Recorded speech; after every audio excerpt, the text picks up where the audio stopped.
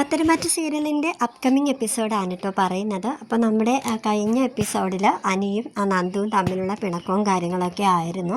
അപ്പോൾ ആ എപ്പിസോഡ് കാണാത്തവർ നമ്മുടെ ചാനലിൽ കയറിയിട്ട് ആ എപ്പിസോഡൊന്ന് കാണാനായിട്ട് ശ്രമിക്കുക കേട്ടോ. അപ്പോൾ നമുക്ക് ഇനി വരാനുള്ള എപ്പിസോഡിലേക്ക് നമുക്ക് കടക്കാം.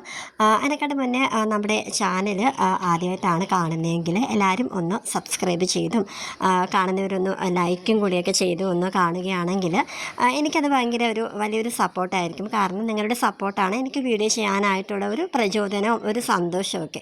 അപ്പോൾ നമുക്ക് വീഡിയോയിലേക്ക് കടക്കാം. വളരെ വിഷമത്തിലിരിക്കുന്ന അനിയെ കാണിക്കാൻ കേട്ടോ. അവൻ്റെ ജോലിയിൽ അങ്ങോട്ട് ശ്രദ്ധ കൊടുക്കാനായിട്ട് പറ്റുന്നില്ല. ഓഫീസിൽ വളരെ ഭയങ്കര വിഷമത്തോടെ ഇരിക്കുന്ന അനിയെ കാണിക്കാൻ കേട്ടോ. അപ്പോൾ അവൻ്റെ ഫോണിലോട്ട് ഒരു വാട്സപ്പ് വോയിസ് മെസ്സേജ് വരികയാണ്. വേറെ ആരുടെ അല്ല, നമ്മുടെ നന്ദുവിൻ്റെ ആണ് കേട്ടോ.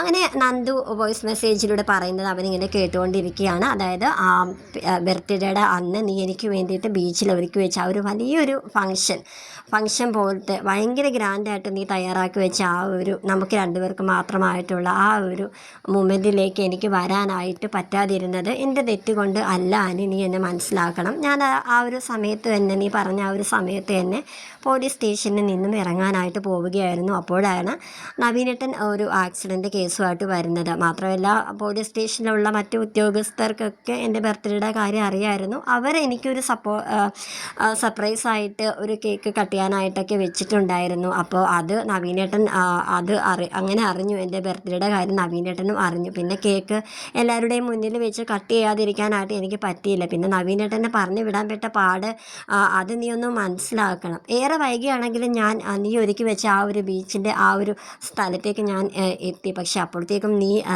പിണങ്ങി പോയിരുന്നു. എനിക്കറിയാം, നീ എന്നെയും കാത്ത് ഒരു 3-3.5 മണിക്കൂറോളം നീ ആ ബീച്ചിലുണ്ടായിരുന്നു എന്ന് അവിടെയുള്ള ആൾക്കാരൊക്കെ എന്നോട് പറഞ്ഞു. എന്നാലും നീ എനിക്ക് വേണ്ടി അവിടെ വെച്ചിരുന്ന എൻ്റെ പേരൊക്കെ എഴുതി ആ മനോഹരമായ കേക്കിൻ്റെ ഒരു പീസ് ഞാൻ കഴിച്ചിട്ടാണ് അനി അവിടുന്ന് ഇറങ്ങിയത്. എന്നാലും ഈ വോയിസ് മെസ്സേജ്, എൻ്റെ മെസ്സേജ് കേട്ട ഉടനെ തന്നെ നീ എന്നെ ഒന്ന് വിളിക്കണം, അല്ലെങ്കിൽ ഞാൻ അങ്ങോട്ട് തളർന്നു പോകും, എനിക്ക് ജോലിക്കൊന്നും പോകാൻ തോന്നുന്നില്ല, എന്നെ വിളിക്കണേ എന്നിങ്ങനെ പറയാണ് കേട്ടോ. നന്ദുവിനെ അനി ഉടനെ തന്നെ ഫോണിനെടുത്ത് വിളിക്കുന്നുണ്ട്. അങ്ങനെ അവർ രണ്ടുപേരും പരസ്പരം അങ്ങോട്ടും ഇങ്ങോട്ടും ഒക്കെ അവരുടെ തെറ്റിദ്ധാരണകളൊക്കെ പറഞ്ഞ് അങ്ങനെ അവർ സോൾവ് ആവുന്നുണ്ട് കേട്ടോ. അവരുടെ പിണക്കം അങ്ങനെ കഴിയുന്നുണ്ട് കേട്ടോ. അപ്പോൾ അതിൻ്റെ ഇടയ്ക്ക് നന്ദു ചോദിക്കുന്നുണ്ട്, പിന്നെ എന്നാലും നീ എന്നെ ഇത്രയ്ക്കേ മനസ്സിലാക്കിയിട്ടുള്ളൂടാന്നൊക്കെ ഇങ്ങനെ ചോദിക്കുന്നുണ്ട് കേട്ടോ. അങ്ങനെ അതിൻ്റെ ഇടയിൽ നവീൻ നമ്മുടെ നന്ദുവിന് കൊടുത്ത ആ ഒരു ഗിഫ്റ്റിനെ പറ്റി നന്ദു പറയുന്നുണ്ട് കേട്ടോ. അപ്പോൾ അതെന്താണെന്നൊന്നും ആനിയോട് പറയുന്നില്ല, ഇങ്ങനെ ഗിഫ്റ്റ് തന്നു എന്ന് മാത്രമേ പറയുന്നുള്ളൂ.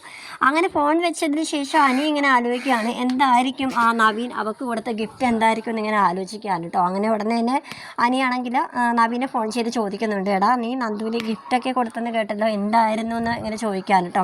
എടാ അതൊരു റിങ് ആയിരുന്നു എടാ, ഭാഗ്യത്തിന് ഞാൻ അവിടെ ചെന്ന സമയത്ത് അവരുടെ അച്ഛനും അമ്മയും ഇല്ലായിരുന്നു, അതുകൊണ്ട് ഞാൻ തന്നെ അവരുടെ വിരലിട്ട് കൊടുത്തു എന്നിങ്ങനെ പറയുകയാണ്. അപ്പോൾ അനി ഇങ്ങനെ, എന്താ നീ പറയുന്നത്, നീ വിരലിട്ട് കൊടുത്തു എന്നോ? അപ്പോൾ എടാ ആ മോതിരം സത്യം പറഞ്ഞ് ഇത്തിരി ടൈറ്റായിരുന്നു, അതായത് അപ്പോൾ ഞാൻ അവളൊന്ന് ഹെൽപ്പ് ചെയ്തു, അവൾക്കത് മനസ്സിലായില്ല, ഞാനത് അവരുടെ വിവാഹ നിശ്ചയത്തിന് നമ്മൾ മോതിരം കൈമാറുന്നത് പോലെയാണ് ഞാൻ മനസ്സിൽ സങ്കല്പിച്ചത് എന്നൊക്കെ ഇങ്ങനെ നവീൻ പറയാൻ കേട്ടോ. അപ്പോൾ അനി ഇങ്ങനെ മനസ്സിലിങ്ങനെ, എന്നാലും ഇവൻ എന്ത് പണിയായി കാണിച്ചെന്നൊക്കെ പറഞ്ഞിട്ട് ശരി എനിക്ക് കുറച്ച് ഇവിടെ ജോലി തിരക്കുണ്ടെന്ന് പറഞ്ഞിട്ട് ഫോണിങ്ങനെ കട്ടാക്കുകയാണ് കേട്ടോ.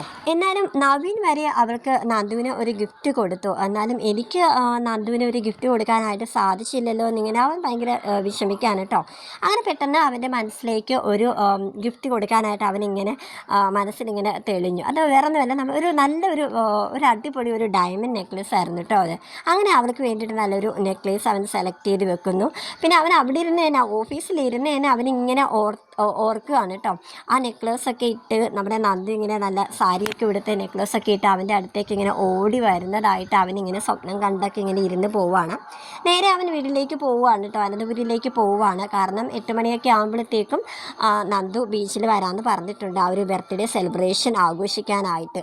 അങ്ങനെ അവൻ റെഡിയായിക്കൊണ്ടിരിക്കുന്ന സമയത്ത് അനിയുടെ അമ്മ മുറിയിലേക്ക് വന്നിട്ട് പറയുകയാണ്, മോനെ നീ ഇന്നത്തെ ദിവസത്തിൻ്റെ പ്രത്യേകത മറന്നു പോയോ എന്നിങ്ങനെ ചോദിക്കുകയാണ് കേട്ടോ. അപ്പോൾ അനിയാണെങ്കിൽ, അമ്മ ഇത് എന്തായി ഉദ്ദേശിക്കുന്നത്, ഇതിന് നന്ദുവിൻ്റെ ബർത്ത്ഡേയുടെ കാര്യമാണോ? പെട്ടെന്ന് തന്നെ അനിയുടെ അമ്മ പറയാണ്, എടാ ഇന്നല്ലേ എൻ്റെ അച്ഛൻ്റെയും വെഡിങ് ആനിവേഴ്സറി, നീ മറന്നോ? നീയല്ലേ ഞങ്ങൾക്ക് ആദ്യമേ ഗിഫ്റ്റ് തരാറുള്ളതെന്ന് ഇങ്ങനെ പറയാണ് കേട്ടോ. അങ്ങനെ പെട്ടെന്ന് അനിയുടെ അമ്മ ഇവിടെ നിന്ന് എന്നെ എൻ്റെ അടുക്കെന്നറിയോ നമ്മുടെ നന്ദുവിന് വാങ്ങിച്ചു വെച്ച ആ ഒരു നെക്ലേസ് കാണുകയാണ്. എന്നിട്ട് നീ ഇത് എനിക്ക് സർപ്രൈസ് ആയിട്ട് വാങ്ങിച്ച് നേരത്തെ തന്നെ വെച്ചിട്ടുണ്ടായിരുന്നല്ലേ എന്ന് പറഞ്ഞിട്ട് ആ മാലയൊക്കെ അങ്ങോട്ട് ഇട്ട് നോക്കുവാണ് കേട്ടോ. അനിയാണെങ്കിൽ എന്ത് ചെയ്യണമെന്ന് അറിയാതെ ഇങ്ങനെ നിൽക്കുകയാണ് ഇങ്ങനെ.